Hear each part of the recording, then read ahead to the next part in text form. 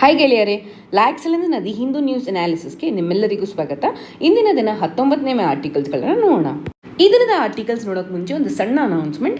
ಲಾ Excellence IAS online live general studies prelims cum mains ಬ್ಯಾಚ್ನ ಅಡ್ಮಿಷನ್ಸ್ನ ಶುರು ಮಾಡಿದೆ. ಹೀಗಾಗಿ ನೀವು ಬ್ಯಾಂಗ್ಳೂರ್ ಅಡ್ಮಿಷನ್ಸ್ ಜಾಯ್ನ್ ಆಗಬೇಕಂತ ಹೇಳಿದ್ರೆ ಈ ನಂಬರಿಗೆ ಕಾಂಟ್ಯಾಕ್ಟ್ ಮಾಡ್ಬೋದು. ಎಲ್ಲ ವಿದ್ಯಾರ್ಥಿಗಳು ನಾವು ಮಾಡುವಂಥ ಡೈಲಿ ನ್ಯೂಸ್ ಅನಾಲಿಸಿಸ್ ಮತ್ತು ವೀಕ್ಲಿ ನ್ಯೂಸ್ ಅನಾಲಿಸಿಸ್ನ PDF ಶೇರ್ ಮಾಡಿ ಅಂತ ಹೇಳಿ ತುಂಬ ಕರೆ ಮಾಡಿದ್ದಾರೆ. ಮತ್ತು ಕಮೆಂಟ್ ಸೆಕ್ಷನ್ಸ್ನಲ್ಲೂ ಕೂಡ ಹಾಕ್ತಿರೋದ್ರಿಂದ ನಾವು ನಮ್ಮ ಲೈಕ್ಸ್ ಬೆಂಗಳೂರಿನ ಒಂದು ಟೆಲಿಗ್ರಾಮ್ ಚಾನಲ್ನ ಕ್ರಿಯೇಟ್ ಮಾಡಿದ್ದೀವಿ. ಆ ಟೆಲಿಗ್ರಾಮ್ ಚಾನಲ್ನ ನೇಮು ನಮ್ಮ _likes. ನೀವಿಲ್ಲಿ ಜಾಯ್ನ್ ಆದರೆ ಲಾ ಎಕ್ಸಲೆನ್ಸ್ ಬೆಂಗಳೂರಿನ ಎಲ್ಲ ಪ್ರೋಗ್ರಾಮ್ಸ್ ಅಪ್ಡೇಟ್ ಸಿಗುತ್ತೆ ನಿಮಗೆ. ಜೊತೆಗೆ ನಾವು ಮಾಡುವಂಥ ಎಲ್ಲ ನ್ಯೂಸ್ ಅನಾಲಿಸಿಸ್ನ PDF ಡಾಕ್ಯುಮೆಂಟ್ಸ್ನ ನಾವು ಇಲ್ಲಿ ಶೇರ್ ಮಾಡ್ತೀವಿ. ಇವು ಇವತ್ತು ನಾವು ಡಿಸ್ಕಸ್ ಮಾಡುವಂಥ ನ್ಯೂಸ್ ಆರ್ಟಿಕಲ್ಸ್ಗಳು. ಈ ದಿನದ ವಿಶ್ಲೇಷಣೆಯಲ್ಲಿ ಮೊದಲನೇದಾಗಿ ನಾನು TNA ಆರ್ಟಿಕಲ್ಸ್ಗಳನ್ನು ಡಿಸ್ಕಸ್ ಮಾಡ್ತೀನಿ. ನಂತರದಲ್ಲಿ ಡೀಪ್ ಆರ್ಟಿಕಲ್ಸ್ಗಳನ್ನು ಡಿಸ್ಕಸ್ ಮಾಡ್ತೀವಿ. ಇದರ ಮೊದಲನೇ ಆರ್ಟಿಕಲ್ ಯಾವುದು TNAದಲ್ಲಿ ಅಂತ ಹೇಳಿದ್ರೆ unknown sources for funding parties. ಇದು ಅಸೋಸಿಯೇಷನ್ ಫಾರ್ ಡೆಮೋಕ್ರೆಟಿಕ್ ರಿಫಾರ್ಮ್ಸ್ ಅನ್ನುವಂಥ NGO ರಿಲೀಸ್ ಮಾಡಿರುವಂಥ ಡೇಟಾ ಮೇಲೆ. ಸೊ ಇದು ನಿಮಗೆ ಪ್ರಿಲಿಮ್ಸ್ ಕಂಟೆಕ್ಸ್ಟಲ್ಲಿ ತುಂಬ ಇಂಪಾರ್ಟೆಂಟ್ ಆಗುತ್ತೆ. ಪ್ರಿಲಿಮ್ಸಲ್ಲಿ ಎಸ್ಪೆಷಲಿ ಎಲೆಕ್ಟ್ರಾಲ್ ಬಾಂಡ್ಸ್ ಅಂದರೆ ಏನು ಅಂತ ಕೇಳ್ತಾರೆ. ಆದರೆ ಈ ಆರ್ಟಿಕಲ್ ಮೇನ್ಸ್ನ ಪರ್ಸ್ಪೆಕ್ಟಿವಲ್ಲಿ ತುಂಬ ಇಂಪಾರ್ಟೆಂಟ್ ಆಗುತ್ತೆ. ಇಲ್ಲಿ ಆರ್ಟಿಕಲ್ಸ್ ಮೇನ್ಸ್ನ ಪರ್ಸ್ಪೆಕ್ಟಿವಲ್ಲಿ ಬಂದಾಗ ರೋಲ್ ಆಫ್ NGOs ಅಂದರೆ ಈ ADR ಏನಿದೆ ಅಂದರೆ ಅಸೋಸಿಯೇಷನ್ ಆಫ್ ಡೆಮೋಕ್ರೆಟಿಕ್ ರಿಫಾರ್ಮ್ಸ್, ಇದು ಕೂಡ ಒಂದು NGO. ಯಾವ ರೀತಿ NGO ನಮ್ಮ ಗವರ್ನೆನ್ಸ್ ಸಿಸ್ಟಮ್ಸ್ ಅಥವಾ ನಮ್ಮ ಪೊಲಿಟಿಕಲ್ ಪಾರ್ಟೀಸ್ ಫಂಕ್ಷನ್ ಮಾಡ್ತಿದೆ, ಯಾವ ರೀತಿ ಅವರ ಫಂಡಿಂಗ್ ಪ್ಯಾಟರ್ನ್ಸ್ ಇದೆ ಅನ್ನೋದ್ರ ಬಗ್ಗೆ ಒಂದು ಒಪಿನಿಯನ್ ಕೊಡ್ತಿದೆ. ಸೊ ಈ ರೀತಿ NGO ಯಾವ ರೀತಿ ನಮ್ಮ ಗವರ್ನೆನ್ಸಲ್ಲಿ ಪಾರ್ಟ್ ಮಾಡುತ್ತೆ ಅನ್ನೋದಕ್ಕೆ ಇದೊಂದು ಉತ್ತಮ ಉದಾಹರಣೆ ಆಗುತ್ತೆ. ಇವರಿದು ಎಲೆಕ್ಷನ್ಸ್ನಲ್ಲಿ ಯಾವ ರೀತಿ money and muscle power play role ಇದೆ ಅನ್ನೋದ್ರ ಬಗ್ಗೆ ಗೊತ್ತಾಗುತ್ತೆ. ಅಷ್ಟೇ ಅಲ್ಲದೆ ಸ್ಟೇಟ್ ಫಂಡಿಂಗ್ ಆಫ್ ಎಲೆಕ್ಷನ್ಸ್ ಅಂದರೆ ಎಲೆಕ್ಷನ್ಸ್ಗಳಿಗೆ ಸ್ಟೇಟೇ ಫಂಡ್ ಮಾಡಬೇಕು ಅನ್ನೋದ್ರ ಬಗ್ಗೆ ಇರುವಂಥ ಡಿಬೇಟಿಗೆ ಇದೊಂದು ಉತ್ತಮ ಉದಾಹರಣೆ ಕೂಡ ಆಗುತ್ತೆ. ಸೊ ಈ ಇಶ್ಯೂ ನಿಮಗೆ ಪ್ರಿಲಿಮ್ಸ್ ಪರ್ಸ್ಪೆಕ್ಟಿವಲ್ ಆಗಿರ್ಬೋದು ಅಥವಾ ಮೇನ್ಸ್ ಪರ್ಸ್ಪೆಕ್ಟಿವಲ್ ತುಂಬ ಇಂಪಾರ್ಟೆಂಟ್ ಇದೆ. ನಂತರದಲ್ಲಿ ಈ ಇಶ್ಯೂ ಯಾವುದಕ್ಕೆ ಸಂಬಂಧಪಟ್ಟದ್ದು? ಎಲೆಕ್ಟ್ರಾಲ್ ಫಂಡಿಂಗ್ ಬಗ್ಗೆ ಸಂಬಂಧಪಟ್ಟದ್ದು. ಯಾವ ಡೈಮೆನ್ಷನಲ್ಲಿ ADR ಕೊಟ್ಟಿರುವಂಥ ರಿಪೋರ್ಟಿಗೆ ಸಂಬಂಧಪಟ್ಟಂಥದ್ದು. ADR ರಿಪೋರ್ಟ್ ಮೆನ್ಷನ್ ಮಾಡ್ತಿರೋದು ಎಲೆಕ್ಟ್ರಾಲ್ ಬಾಂಡ್ಸ್ನ ಬಗ್ಗೆ. ಸೊ ಹೀಗಾಗಿ ಎಲೆಕ್ಟ್ರಾಲ್ ಬಾಂಡ್ಸ್ ಅಂದ್ರೆ ಏನು ಅಂತ ಮೊದಲನೇದಾಗಿ ತಿಳ್ಕೊಳ್ಳೋಣ. ಎಲೆಕ್ಟ್ರಾಲ್ ಬಾಂಡ್ಸ್ನ ಮೊದಲನೇದಾಗಿ ಭಾರತದಲ್ಲಿ ಯಾಕೆ ಇಂಟ್ರಡ್ಯೂಸ್ ಮಾಡಿದ್ರು ಅಂತ ಹೇಳಿದ್ರೆ, ಹೆಚ್ಚಿನ ಕರಪ್ಷನ್ ಇತ್ತು ಪೊಲಿಟಿಕಲ್ ಪಾರ್ಟೀಸ್ಗಳಲ್ಲಿ, ಹೆಚ್ಚಿನ ಮನಿ and muscle power political parties use ಮಾಡ್ತಿತ್ತು. ಸೊ ಹೀಗಾಗಿ ಎಲೆಕ್ಷನ್ ಅಥವಾ ಡೆಮೋಕ್ರಸಿಯಲ್ಲಿ ಫೇರ್ನೆಸ್ ಇರಲಿಲ್ಲ. ಸೊ ಕರಪ್ಷನ್ನ ಹೋಗಲಾಡಿಸೋದಕ್ಕೆ ಮತ್ತು clean and fair election systems ಆಗಬೇಕು ಅಂತ ಪೊಲಿಟಿಕಲ್ ಪಾರ್ಟೀಸ್ ಫಂಡಿಂಗಲ್ಲಿ ಅನಾನಿಮಿಟಿನ ರೆಡ್ಯೂಸ್ ಮಾಡೋದಕ್ಕೋಸ್ಕರ ಎಲೆಕ್ಟ್ರಾಲ್ ಬಾಂಡ್ಸ್ ಅನ್ನೋ ಸಿಸ್ಟಮ್ನ ತೆಗೆದುಕೊಂಡು ಬಂದರು. ಮುಂಚೆ ಯಾವುದೇ ಒಬ್ಬ ಇಂಡಿವಿಜುವಲ್ ಅಥವಾ ಕಂಪನಿ ಪೊಲಿಟಿಕಲ್ ಪಾರ್ಟೀಸ್ಗಳಿಗೆ ಫಂಡ್ ಮಾಡಬೇಕಂತ ಹೇಳಿದ್ರೆ ಅವರು ಡೈರೆಕ್ಟಾಗಿ ಹೋಗ್ಬಿಟ್ಟು ಕ್ಯಾಶ್ನ ಪೇ ಮಾಡ್ತಿದ್ರು. ಆದರೆ ಈಗ ಕ್ಯಾಶನ್ನು 2,000ಕ್ಕಿಂತ ಜಾಸ್ತಿ ಕಟ್ಟೋಂಗಿಲ್ಲ ಅಂತ ನಿರ್ಬಂಧನೆಗಳನ್ನು ಹೇರಿದ್ರು. ಅದಾದ ನಂತರ ಕ್ಯಾಶ್ ಕಟ್ಟೋಂಗಿಲ್ಲ ಅಂತ ಹೇಳಿದ್ರೆ ಯಾವ ರೀತಿ ಕೊಡ್ಬೋದು? ಎಲೆಕ್ಟ್ರಾಲ್ ಬಾಂಡ್ಸ್ ಮುಖಾಂತರ ಕೊಡ್ಬೋದು. ಸೊ ಬಾಂಡ್ಸನ್ನು ಇಶ್ಯೂ ಮಾಡ್ಬೋದು. ಸೊ ಈ ಬಾಂಡ್ಸನ್ನು ಯಾರು ಕೊಡ್ತಾರೆ? ಸೊ ಯಾರೇ ಒಬ್ಬ ಇಂಡಿವಿಜುವಲ್ ಅಥವಾ ಕಂಪನಿ ತನಗೆ ಪೊಲಿಟಿಕಲ್ ಪಾರ್ಟೀಸ್ಗೆ ಫಂಡ್ ಮಾಡಬೇಕು ಅನಿಸಿದಾಗ ಅವರು SBIನ ಶಾಖೆಗಳಿಗೆ ಹೋಗ್ಬೋದು. ಅಲ್ಲಿ ಅವರು ಎಲೆಕ್ಟ್ರಾಲ್ ಬಾಂಡ್ಸ್ಗಳನ್ನು ತೆಗೆದುಕೊಂಡು ಅವ್ರಿಗೆ ಇಷ್ಟ ಆಗುವಂಥ ಪೊಲಿಟಿಕಲ್ ಪಾರ್ಟೀಸ್ಗೆ ಅದನ್ನು ಡೊನೇಟ್ ಮಾಡ್ಬೋದು. ಸೊ ಇದ್ರ ಮುಖಾಂತರ ಬ್ಲ್ಯಾಕ್ ಮನಿ ಅಂತ ಏನು ಕರಿತಿದ್ವಿ ಇದು ಕಡಿಮೆ ಆಗುತ್ತೆ. ಯಾಕಂದರೆ SBIನಲ್ಲಿ ನೀವು ಪರ್ಚೇಸ್ ಮಾಡಬೇಕಂದ್ರೆ ಡೈರೆಕ್ಟಾಗಿ ನೀವು ಚೆಕ್ಕನ್ನು ಕೊಡಬೇಕು ಅಥವಾ ಯಾವುದಾದ್ರು ಡಿಜಿಟಲ್ ಟ್ರಾನ್ಸಾಕ್ಷನ್ನ ಯೂಸ್ ಮಾಡಬೇಕು. ಕ್ಯಾಶ್ ಪೇಮೆಂಟ್ಸ್ ಇರೋದಿಲ್ಲ. ಸೊ ಹೀಗಾಗಿ ಇಲ್ಲಿ ನಿಮಗೆ ಮನಿ ಪವರ್ ಅಥವಾ ಬ್ಲ್ಯಾಕ್ ಮನಿ ಯುಟಿಲೈಸೇಷನ್ ಏನಾಗ್ತಿತ್ತು ಅದು ಕಡಿಮೆ ಆಗುತ್ತೆ. ಎಲೆಕ್ಟ್ರಾಲ್ ಬಾಂಡ್ ಅಂತ ಹೇಳಿದ್ರೆ ಇದೊಂದು ಪೇಪರ್, ಪ್ರಾಮಿಸರಿ ನೋಟ್ ಅಂತ ಕರಿತೀವಿ. ಆ ಪ್ರಾಮಿಸರಿ ನೋಟಲ್ಲಿ ನಾವು ಕಟ್ಟಿರುವಂಥ ಅಮೌಂಟಿನ ಮೌಲ್ಯ ಇರುತ್ತೆ. ಅದನ್ನು ಪೊಲಿಟಿಕಲ್ ಪಾರ್ಟೀಸ್ ಅವರು ತಮ್ಮ ಅಕೌಂಟ್ ಮುಖಾಂತರ ವಾಪಸ್ ಪಡ್ಕೊಳ್ಬೋದು. ಅದನ್ನೇ ಎಲೆಕ್ಟ್ರಾಲ್ ಬಾಂಡ್ಸ್ ಅಂತ ಕರಿತೀವಿ. ಸೊ ಎಲೆಕ್ಟ್ರಾಲ್ ಬಾಂಡ್ಸ್ ಅಂದ್ರೆ ಏನು? ಇದು ಪ್ರಾಮಿಸರಿ ನೋಟ್. ಅವ್ರು ಎಲ್ಲಿಂದ ತೆಗೆದುಕೊಳ್ಬೋದು? SBIನ ತೆಗೆದುಕೋಬೇಕು. ಯಾರು ತಗೊಳ್ಬೋದು? ಇಂಡಿಯನ್ ಸಿಟಿಸನ್ ಅಥವಾ ಎನಿ ಕಂಪ್ನಿ ಇನ್ ಇಂಡಿಯಾ. ಇದು ನಮ್ಮ ಬ್ಯಾಂಕ್ ನೋಟ್ಸ್ ಏನಿರುತ್ತಲ್ಲ, ಬ್ಯಾಂಕ್ ನೋಟ್ಸ್ ಥರನೇ ಇರುತ್ತೆ. ಬಟ್ ಅದಕ್ಕೆ ಇದು ಯಾವುದೇ ರೀತಿಯಾದ ಇಂಟ್ರೆಸ್ಟ್ ಅಮೌಂಟ್ ಅನ್ನೋದು ಇರೋದಿಲ್ಲ. ಯಾರೇ ಇಂಡಿವಿಜುವಲ್ ಅದನ್ನು ತೆಗೆದುಕೊಳ್ಬೇಕಂತ ಹೇಳಿದ್ರೆ ನಾನು ಆಲ್ರೆಡಿ ಹೇಳಿರೋ ರೀತಿಯಲ್ಲಿ ಡಿಜಿಟಲ್ ಅಥವಾ ಚೆಕ್ ಮುಖಾಂತರ ಪೇಮೆಂಟ್ನ ಮಾಡಬೇಕು. ಇದನ್ನು 2017ನೇ ಇಸ್ವಿಯಲ್ಲಿ ಇಂಟ್ರಡ್ಯೂಸ್ ಮಾಡಿದ್ರು. ಬಟ್ 2018ನೇ ಇಸ್ವಿಯಲ್ಲಿ ಎಲೆಕ್ಟ್ರಾಲ್ ಬಾಂಡ್ ಸ್ಕೀಮ್ ಅನ್ನೋ ಹೆಸರಿನಲ್ಲಿ ಜಾರಿಗೆ ತೆಗೆದುಕೊಂಡು ಬಂದರು. ಜ್ಞಾಪಕ ಇಟ್ಕೊಳ್ಳಿ, ಎಲೆಕ್ಟ್ರಾಲ್ ಬಾಂಡ್ ಸ್ಕೀಮನ್ನು 2018ನೇ ಇಸ್ವಿಯಲ್ಲಿ ಜಾರಿಗೆ ತೆಗೆದುಕೊಂಡು ಬಂದದ್ದು. ಮತ್ತು ಈ ಸ್ಕೀಮಲ್ಲಿ ಬಾಂಡ್ಸನ್ನು security printing and minting corporation of India ಇವರು ಎಲೆಕ್ಟ್ರಾಲ್ ಬಾಂಡ್ಸ್ಗಳನ್ನು ಪ್ರಿಂಟ್ ಮಾಡ್ತಿದ್ದಾರೆ. ಮುಂದುವರಿದು ಎಲೆಕ್ಟ್ರಾಲ್ ಬಾಂಡ್ಸನ್ನು ಎಷ್ಟು ಅಮೌಂಟ್ ಕೊಡ್ಬೋದು ಅಂತ ಹೇಳಿದ್ರೆ 1,000ದಿಂದ ಹಿಡಿದು 1 ಕೋಟಿ ರೂಪಾಯಿವರೆಗೂ ಎಲೆಕ್ಟ್ರಾಲ್ ಬಾಂಡ್ಸ್ನ ಇಶ್ಯೂ ಮಾಡ್ಬೋದು. ಅಂದರೆ 1 ಕೋಟಿದು ಒಂದೇ ಬಾಂಡ್ ಕೊಡ್ಬೋದಾ ಅಂತಲ್ಲ, 10,000, 10,000, 20,000 ಈ ರೀತಿ ಮಲ್ಟಿಪಲ್ಸ್ ಆಫ್ 1,000 ಕೊಡ್ಬೋದು. ಮುಂದುವರೆದು ಯಾರೇ ಒಬ್ಬ ಇದನ್ನು ತೆಗೆದುಕೊಳ್ಬೇಕು ಅಂತ ಹೇಳಿದ್ರೆ, ಅಂದರೆ ಈಗ ನಾನು ಡೋನರ್ ಇದ್ದೀನಿ, ನಾನು ಪೊಲಿಟಿಕಲ್ ಪಾರ್ಟಿಗೆ ಫಂಡ್ ಮಾಡ್ತೀನಿ ಅಂದರೆ ನನ್ನ KYC ಕಂಪ್ಲೇಂಟ್ ಆಗಿರಬೇಕು. ಅಂದರೆ ನನ್ನ ನೋ ಯುವರ್ ಕಸ್ಟಮರ್ ಅಕೌಂಟಲ್ಲಿ ನನ್ನ ನೇಮ್ ಇರಬಹುದು ಅಥವಾ ಫೋನ್ ನಂಬರ್ಸ್ ಇರ್ಬೋದು, ನನ್ನ ಇಮೇಲ್ ಇರ್ಬೋದು, ಮತ್ತು ಎಲ್ಲ ಡೀಟೇಲ್ಸ್ ಇರುವಂಥ ಅಕೌಂಟಿಂದ ಮಾತ್ರ ಪರ್ಚೇಸ್ ಮಾಡೋದಕ್ಕೆ ಸಾಧ್ಯವಾಗುತ್ತೆ. ನಂತರ ಏನು ಮಾಡ್ತಾನೆ ಡೋನರು, ಆ ತೊಗೊಂಡಿರುವಂಥ ಅಮೌಂಟನ್ನು ರಿಸೀವರಿಗೆ ಕೊಡ್ತಾನೆ. ರಿಸೀವರ್ ಅದು ಯಾರು ಇಲ್ಲಿ ಪೊಲಿಟಿಕಲ್ ಪಾರ್ಟಿ ಕೊಡ್ತಾನೆ. ಪೊಲಿಟಿಕಲ್ ಪಾರ್ಟಿ ಅದಕ್ಕೆ ವ್ಯಾಲಿಡಿಟಿ 15 ದಿವಸ ಮಾತ್ರ. ಅಂದರೆ 15 ದಿವಸದೊಳಗಡೆ ಬಾಂಡನ್ನು ಸಬ್ಮಿಟ್ ಮಾಡಿ ತಮ್ಮ ರಿಜಿಸ್ಟರ್ಡ್ ಅಕೌಂಟಿಗೆ ಅಮೌಂಟನ್ನು ಪಡ್ಕೊಳ್ಬೋದು. ಸೊ ಇಸ್ ಇಟ್ ಕ್ಲಿಯರ್ ನಿಮಗೆ? ಸೊ ಪೊಲಿಟಿಕಲ್ ಪಾರ್ಟೀಸ್ಗೆ ಯಾರೇ ಡೊನೇಟ್ ಮಾಡಬೇಕಿದ್ರು ಡೋನರು ಪೊಲಿಟಿಕಲ್ ಪಾರ್ಟೀಸ್ಗೆ ಡೊನೇಟ್ ಮಾಡೋದಕ್ಕೆ ಮುಂಚೆ ಬಾಂಡನ್ನು ಪರ್ಚೇಸ್ ಮಾಡ್ತಾನೆ. ಈ ಬಾಂಡನ್ನು ಪೊಲಿಟಿಕಲ್ ಪಾರ್ಟೀಸ್ ಕೊಡ್ತಾನೆ. ಪೊಲಿಟಿಕಲ್ ಪಾರ್ಟೀಸ್ 15 ದಿನಗಳೊಳಗಡೆ ಈ ಬಾಂಡನ್ನು ತಮ್ಮ ವೆರಿಫೈಡ್ ಅಕೌಂಟ್ ಮುಖಾಂತರ ದುಡ್ಡನ್ನು ಪಡ್ಕೊಳ್ಬೋದು. ಓಕೆ, ಸೊ ಈ ಬಾಂಡನ್ನು ಯಾವಾಗ ಇಶ್ಯೂ ಮಾಡ್ತಾರೆ ಅನ್ನೋದು important. First 10 days of January, April, July, October ಈ 4 ಮಂತ್ಗಳು ಮಾತ್ರ, ಅದರಲ್ಲೂ 1ನೇ ತಾರೀಕಿಂದ 10ನೇ ತಾರೀಕುವರೆಗೂ ಮಾತ್ರ ಈ ಎಲೆಕ್ಟ್ರಲ್ ಬಾಂಡ್ಸ್ನ ಇಶ್ಯೂ ಮಾಡ್ತಾರೆ.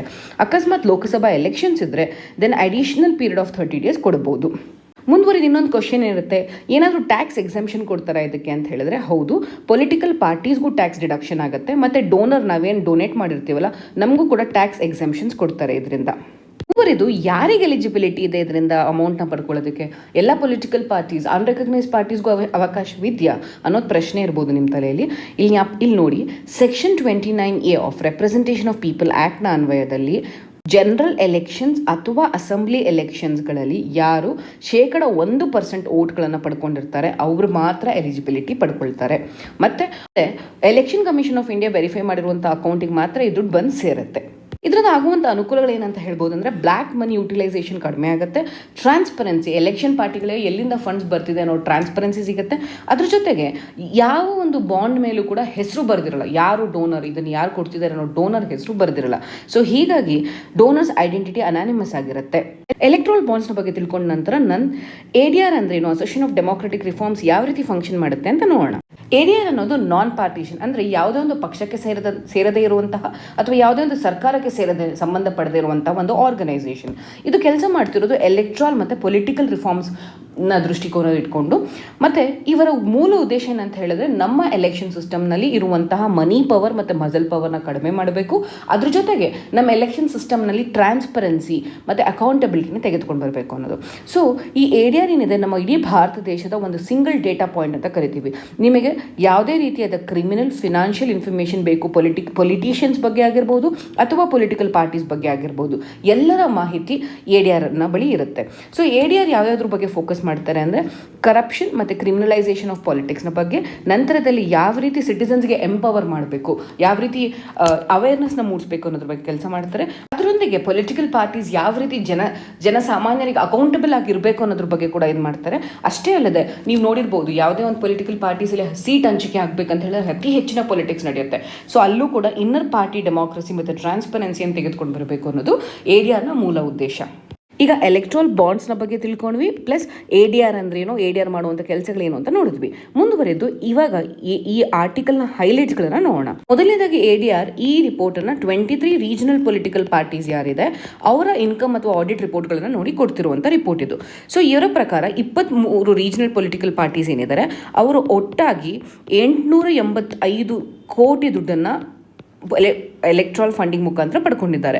ಆ ಎಲೆಕ್ಟ್ರಲ್ ಫಂಡಿಂಗ್ನಲ್ಲಿ 45% ಅಮೌಂಟ್ ಏನಿದೆ ಇದು ಗೊತ್ತಿರುವಂತಹ ಅಥವಾ ನೋನ್ ಸೋರ್ಸಸ್ಸಿಂದ ಬಂದಿರೋದು. ಆದರೆ 55% ಅಮೌಂಟ್ ಏನಿದೆ ಇದು ಗೊತ್ತಿಲ್ಲದೆ ಇರೋದು, ಯಾರು ಡೊನೇಟ್ ಮಾಡಿದ್ದಾರೆ ಅನ್ನೋದೇ ಗೊತ್ತಿಲ್ಲದಿರುವಂಥ ಅಮೌಂಟಿಂದ ಬಂದಿರೋದು. ಮುಂದುವರೆದು ಅದರಲ್ಲೂ ಈ 55% ಅಮೌಂಟ್ ಏನಿದೆ ಇದರಲ್ಲಿ 90% ಅಮೌಂಟು ಎಲೆಕ್ಟ್ರಲ್ ಬಾಂಡ್ಸ್ ಮುಖಾಂತರ ಬಂದದ್ದು. ಸೊ ನಾವು ಎಲೆಕ್ಟ್ರಲ್ ಬಾಂಡ್ಸನ್ನು ಏನಕ್ಕೆ ಯುಟಿಲೈಸ್ ಮಾಡ್ಕೊಂಡ್ವಿ ಅಥವಾ ಏನಕ್ಕೆ ಲಾಂಚ್ ಮಾಡಿದ್ವಿ ಅಂತ ಹೇಳಿದ್ರೆ ಎಲೆಕ್ಷನ್ ಪ್ರಾಸೆಸ್ನ ಕ್ಲೀನ್ ಮಾಡೋದಕ್ಕೋಸ್ಕರ. ಬಟ್ ಇದರಿಂದಾನೇ ಅನಾನಿಮಸ್ ಫಂಡ್ಸ್ ಜಾಸ್ತಿ ಆಗ್ತಾ ಹೋಗ್ತಿದೆ. ಈ ನಿಟ್ಟಿನಲ್ಲಿ ADR ಈ ಎಲೆಕ್ಟ್ರಲ್ ಬಾಂಡ್ಸ್ನ ಕುರಿತಾಗಿ ಸುಪ್ರೀಂ ಕೋರ್ಟ್ನಲ್ಲಿ ಕೂಡ ಚಾಲೆಂಜ್ ಮಾಡಿದೆ.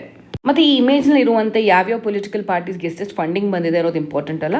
ನೀವಿಷ್ಟು ಜ್ಞಾಪಕ ಇಟ್ಕೊಂಡ್ರೆ ಸಾಕು. ರೀಜನಲ್ ಪೊಲಿಟಿಕಲ್ ಪಾರ್ಟೀಸ್, ಅದರಲ್ಲೂ ಎಸ್ಪೆಷಲಿ BJDಗೆ ಅತ್ಯಂತ ಹೆಚ್ಚಿನ ಡೊನೇಷನ್ಸ್ ಬಂದಿದೆ.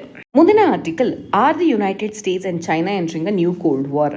ಸೊ ಈ ಆರ್ಟಿಕಲ್ ನಿಮ್ಗೆ ಪ್ರಿಲಿಮ್ಸ್ ಪರ್ಸ್ಪೆಕ್ಟಿವಲ್ಲಿ ಅಷ್ಟೊಂದು ಇಂಪಾರ್ಟೆಂಟ್ ಇಲ್ಲ, ಅದೇ ಮೇನ್ಸ್ ಪರ್ಸ್ಪೆಕ್ಟಿವ್ ಬಂದಾಗ ಇಂಟರ್ನ್ಯಾಷನಲ್ ರಿಲೇಷನ್ಸ್ ಕಾಂಟೆಕ್ಸ್ಟಲ್ಲಿ ತುಂಬ ಇಂಪಾರ್ಟೆಂಟ್. ಅದರಲ್ಲೂ ಈ US ಮತ್ತು ಈ ಚೈನಾದ ಈ ಕೋಲ್ಡ್ ವಾರ್ನಿಂದ ಭಾರತದ ಮೇಲೆ ಯಾವ ರೀತಿ ಇಂಪ್ಯಾಕ್ಟ್ ಆಗುತ್ತೆ ಅನ್ನೋದು ಇಂಪಾರ್ಟೆಂಟ್. ಇಶ್ಯೂ ಬಂದು US ಚೈನಾ ರಿಲೇಷನ್ಶಿಪ್ನ ಬಗ್ಗೆ, ಡೈಮೆನ್ಷನ್ ಬಂದು ನ್ಯೂ ಕೋಲ್ಡ್ ವಾರ್ನ ಕುರಿತಾದಂಥದ್ದು. ಮುಂದುವರಿಯೋಕೆ ಮುಂಚೆ ಕೋಲ್ಡ್ ವಾರ್ ಅಂದ್ರೆ ಏನು ಅಂತ ನೋಡೋಣ, ಅಥವಾ ಬೈಪೋಲಾರ್ ವರ್ಡ್ ಯಾವುದು ಅಂತ ನೋಡೋಣ. 1945 ಇಂದ 1991 ವರೆಗೂ there was a geopolitical tension. ಯಾರ್ಯಾರ ನಡುವೆ? ಸೋವಿಯತ್ ಯೂನಿಯನ್ ಮತ್ತು eastern European countries versus United States ಮತ್ತು ವೆಸ್ಟರ್ನ್ ಯುರೋಪಿಯನ್ ಕಂಟ್ರೀಸ್ ನಡುವೆ ಇತ್ತು. ಸೊ ಈ US ಮತ್ತು ಏನಿತ್ತು, US and west European countries capitalism ಅನ್ನೋ ಐಡಿಯಾಲಜಿ ಮೇಲೆ ನಂಬ್ತಿದ್ರು. ಆದರೆ ಕಮ್ಯುನಿಸ್ಟ್ ಆಗಿದ್ದಂತಹ ಸೋವಿಯತ್ ಯೂನಿಯನ್ ಮತ್ತು eastern European country communist ideology ಮೇಲೆ ಹೆಚ್ಚಿನ ನಂಬಿಕೆಯನ್ನು ಕೊಟ್ಟರು. ಸೊ ಇದು ಬೇಸಿಕ್ಲಿ ಈ ಕೋಲ್ಡ್ ವಾರ್ ಏನಿತ್ತು, ಇದು ಐಡಿಯಾಲಜಿಕಲ್ ಡಿಫ್ರೆನ್ಸಸ್ ಮೇಲೆ ವರ್ಕ್ ಆಗ್ತಿತ್ತು.